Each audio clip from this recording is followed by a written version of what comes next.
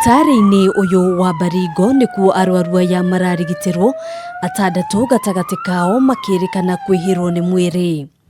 Muthenya wa ira arwaru 15 maraguthukirio thibitari-ini uyu marina dariri cia gutahika, kuharwo na gukunywo ni nda, amwe ao magikinya guku matekweigua. It is unfortunate because we've lost 2 lives. That is too many, and especially when it's the young energetic people. Kuringana na Minister wa ugima wa mwiri kaunti-ini ino Mary Pang, aria marathie na mbere kurigitwo ni maronania dariri cia kuigua wega ona gutuika kurio nao maremereirwo. And 6 of them are right now at the ICU, but they are doing well. They are responding to treatment. 9 of them are fairly stable, still continuing with treatment. Hilary Kiprop aratariria ati ona ndanakorwo aruma iciko igiri cia githeri kiria marahaririirio na orio arambiriria gukunywo ni nda na thutha ucio gucoka kwirigwo. Naanza kuishi sijisikii poa. Nasikia ulimi imeanza kuwa nzito.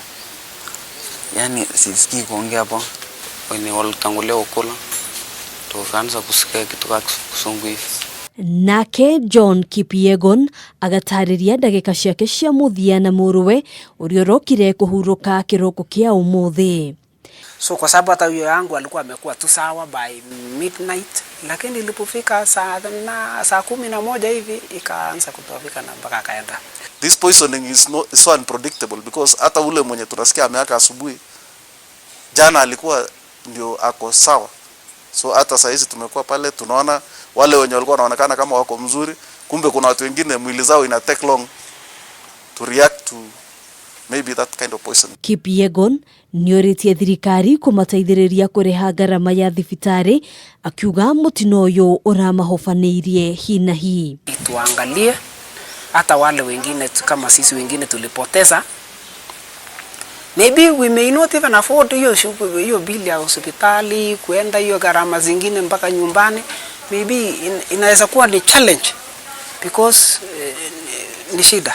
Uthuthuria ni wambikitwo niguo gukurana ni thumu uriku andu aya mangikorwo marareire. Handũ-inĩ ha Kameme TV, Gitagwo Ngina wa Waduro.